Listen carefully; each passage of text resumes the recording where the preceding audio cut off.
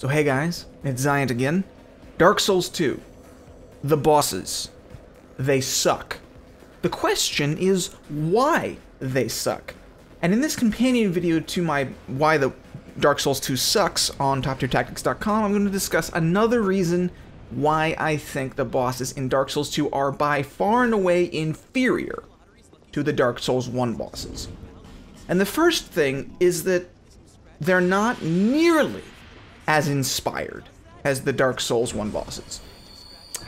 They're not memorable. There's nothing that really stands out. I'm fighting the last giant, and I'll be fighting the old Dragon Slayer, aka Ornstein version 2.0.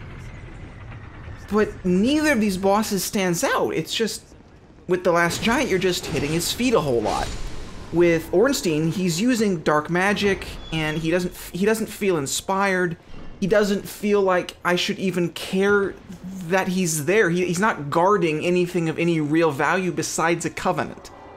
And if you looked at the bosses in Dark Souls 1, you'd see that there was always a story to be told by the environment in which you found them. Now, of course, with the last giant, we have this early cutscene that sort of tells a story that he's been trapped here for a very long time, that you're entering this area not only wakes him up, but reminds him of something so rage-inducing that he has to break his, I think it's left arm in order to get out, and then he attacks you with it. There's story in this boss fight. But all the same, as an early boss fight, it's not memorable. You just stand by his heels and hit him a bunch. There's no real strategy to it. It's just avoiding getting stepped on. And then, of course, you have some other boss fights that are really just bosses between you and the next map transition. Guardian Dragon comes to mind. Ornstein 2.0 comes to mind. All of these bosses serve no real purpose but as barriers to plot progression. Now, that argument could easily be made for the Dark Souls 1 bosses as well. Ornstein and Smo, for example, you have to beat them, and if you don't read anything into it, they're just a really stupidly, not difficult, but annoying boss that you have to fight to get to the Lord Vessel and then get to the Lord Souls. But then you think about it, you think, these are people, they have likely fought off hundreds upon hundreds of people just like you trying to get to the Lord Vessel, chosen undead candidates. And obviously, they've succeeded in each time, and you, as the chosen undead, it is your very fate to fight them, probably die, but defeat them in the end. When you look at something like the old Dragon Slayer, or say the last giant, the only reason you're fighting them is because you have to. Because the game says, these are people that are in your way, please go kill them. And again, I don't want to get into the map design because that's the video for another time, but these bosses are at the ends of things. The bosses are the terminus instead of a continuing point. In Dark Souls 1, what made that game and the bosses in that game so interesting and so wonderful to fight against was the fact that they were only a means to continue the story, and there was almost never a time when you were not moving somewhere when you fought these bosses. When you're fighting someone like the old Dragon Slayer, you're not really fighting anyone to get anywhere. That you're getting to a bonfire and a guy who, unless you have a very, not really rare item, gives you access to a PvP covenant. This boss serves the purpose of blocking your entryway to that and that only.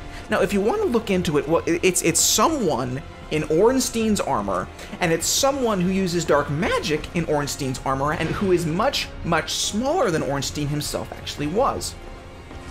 But again, Ornstein was a noble knight of Gwyn, and he served his master well in the years that Guinevere held the Lord Vessel, or Gwendolyn and the illusion of Guinevere held the Lord Vessel. But here, again, what's there to remember about this boss fight? It's a bunch of dodging, and then you go in for the hack and slash, and it's just dodge, attack, block with shield, attack. Whereas with Ornstein and Smo, for example, you were always having to think, always having to weave your way around the battlefield. And if you think about a singular boss fight, like say Velstad. Velstad is one of the few bosses that for me means more than his fight itself. Again, he is a lesser boss because he is simply a barrier to plot progression, but he serves a real purpose. Old Dragon Slayer doesn't. Velstad, as uninspired as that boss fight really is, because, oh, he gets to half HP, oh, he takes half damage. That's not an inspired boss fight. That's just a boss fight that just gets tedious. But the comparison, I think, stands. Because he's guarding not only his king, but the king's ring that Vendrick has cast off. That Vendrick has given up, or, for better or for worse, sacrificed. Because you see, he's walking around naked, hollowed. He's sacrificed everything. And he did not wish to be used against his own will, and so he cast off his ring, he cast off his armor, and essentially relegated himself to wandering in abject madness for all eternity. So again, while the battlefield is essentially just a very flat plain with not much story behind it, the same goes for Velstad. Velstad is almost the exact same battle space as the old Dragon Slayer fight, it's just a little bit thinner and a little bit longer. It serves a purpose. And Velstad as a character is interesting to me, simply because of the way he's designed. The fact that he doesn't attack you with an axe or a hammer. He has a bell filled with dark magic, which is consistent with the lore of Dark Souls 2. You don't cast hexes with a staff unless you're using the Black Witch's staff. You don't cast miracles with a staff. You don't cast miracles with a talisman. You cast it with a chime. And that's one of the things about Dark Souls 1, Dark Souls 2 I love, is that we have this really interesting mechanic with the chimes. But again, he's channeling some kind of power that has either been given to him or that he's developed for the time that he's spent as the guardian of his fallen king.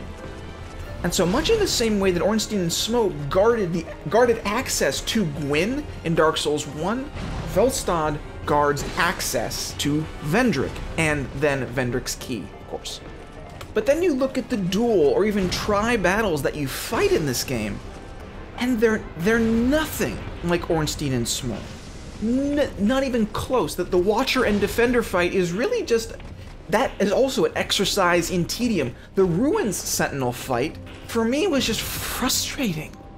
And I keep thinking back to Dark Souls 1 because for me, I want to take these two games in isolation, and I imagine that if I actually did, they would be such better games.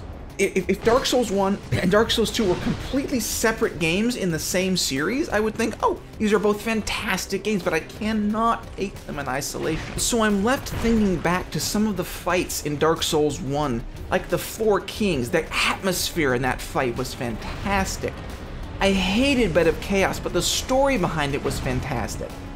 I did not like Nito, but the Lord Souls bosses, essentially, I did not like them as boss fights because I thought they were either easy or tedious, but all the same, I absolutely loved the atmosphere that surrounds them. And I can't say that for any of the Great Soul bosses here.